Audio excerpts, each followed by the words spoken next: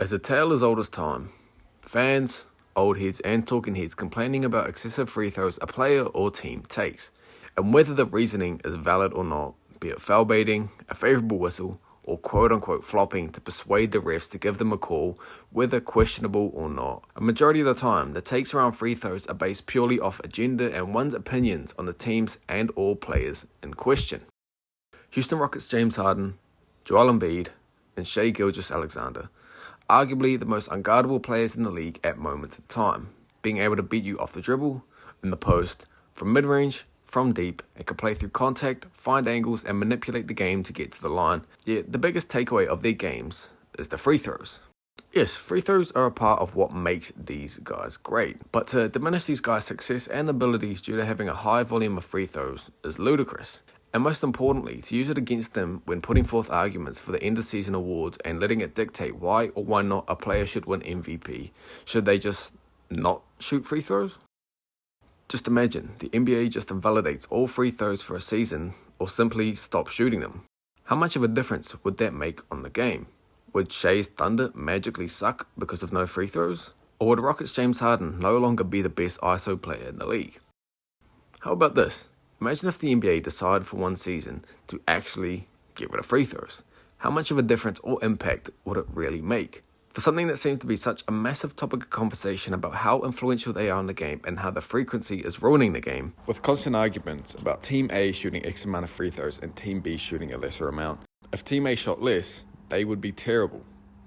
How true is this statement really over the course of an NBA season? The 2023-24 NBA season saw 54,430 free throws over the course of 1,230 games, with 537 players attempting at least one free throw. Teams averaged 21.7 free throws per game, which compared to the alleged golden era of ball in the 90s is 4 less free throws per game to the lowest average year of the 90s, which was 25.3 in the 96-97 season. Along with this, the 21.7 free throws per game is tied with the 2017-18 season for the least number of free throws per game in NBA history. And fun fact, the 24-25 season is right behind this with a whopping 21.8 free throw attempts per game, but I digress.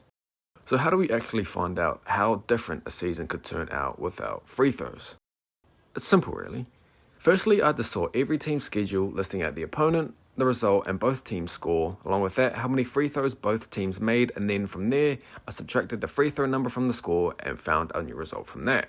But if a game went into overtime, I found the score at the end of regulation, the free throws made in overtime by both teams, and subtracted that from the total free throws, and then subtracted that from the regulation score, again producing the result. And in the case where both teams' score was the same once the free throw numbers had been subtracted, since there's no way to play these games out, we have to chalk those games up as a tie. With teams shooting no free throws, things in the East stayed the same for the most part in the sense that 7 of the top 8 seeded teams remained a part of the top 8. The biggest disappointment by far from the East was the Milwaukee Bucks, who went from the 3rd seed winning 49 games to falling off down to the 9th seed winning 38 games. Strangely enough, sub 500 record aside, they maintained a positive point differential with 1.47, scoring 100.47 points per while allowing 99. And on the flip side, the Nets stuck into the playoffs, going from the 11th seed moving up to the 7th seed, improving by 6 wins and getting an elusive tie. Additionally, it's worth taking time to acknowledge that the Pistons and the Wizards, whom each won 14 and 15 games respectively last season, both improved to 27 and 26 wins this season. The Celtics remained one of the best teams in the East, regardless of the team dropping 12 wins. They had the second best points per game with 104.3 and had the best differential with 8.39, which clearly displays, free throws or not, they were the juggernaut they made out to be. And maybe the most impressive jump came from the Pacers, going from the 6th seed with 47 wins to jumping up to the 1st seed, gaining a whopping 11 wins to having the second best record in the league with a 58-24 record and a league best 107.2 points per game. As for the West, we saw a whole lot of movement. Of the 8 top-seeded teams, 5 remained, with the Suns, Lakers, and Pelicans all falling out, being replaced by the Warriors, Kings, and Rockets. The Nuggets and Thunder traded spots, with the Nuggets gaining 5 wins and having a draw in 3 games, while the Thunder remained the Thunder, swapping 1 win for a draw. Then a majority of the movement happened in the middle seeds, with the Kings jumping from 9th to 4th, Warriors from 10th to 5th, and the Rockets from 11th to 6th. The biggest disappointment by far were the Lakers, having 13 wins overturned, going from 47-35 the 34, 46, and 2. In their case, they shot the second most free throws with 1,983, and not too far behind, with Suns dropping from the 6th seed to the 10th while having 10 wins overturned. What's interesting is that 3 of the most disappointing teams, the Suns, the Lakers, and the Bucks, all dropped out of the playoffs. You might find it notable that these 3 teams were among the top 6 in free throws made during the season, so draw your own conclusions from that. With our findings, the 23-24 playoffs would have been completely different, and well, there's no way to figure out how that would have ended up outside of pure speculation, and there's no fun in that. So like the regular season, I also went ahead and rescored the playoffs too.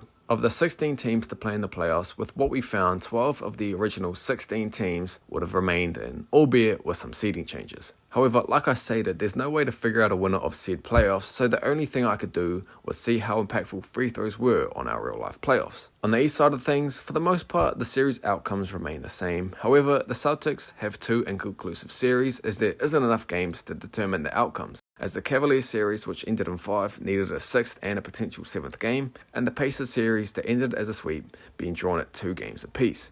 As for the West, there was a lot of disruption without free throws. The first round for the Mavericks and Timberwolves remained the same, and you can assume the same for the Thunder, as although they swept in real life, here we'll chalk it up as inconclusive regardless of the 3-1 lead, as there's only 4 games played. And in a series where the Lakers led damn near the whole game and each of the games, the Nuggets and Lakers were trading wins, bringing us to the second inconclusive first round series for the West with a 2-1 score. The Thunder and Mavericks second round matchup results remain the same, however this time ending a game early, as after dropping game 1, the Mavericks went on to gentlemen sweep the rest of the series, taking them back to the conference finals. And on the other side of the West, the Timberwolves and the Nuggets take it a 7, but this time the Nuggets flip the series, taking game 7 and advancing to the conference finals. Now in this world there's no way to determine who wins from here on out, but for the sake of rescoring the entirety of the playoffs, I must continue with the real world series. In typical West fashion, things get flipped on their head once again.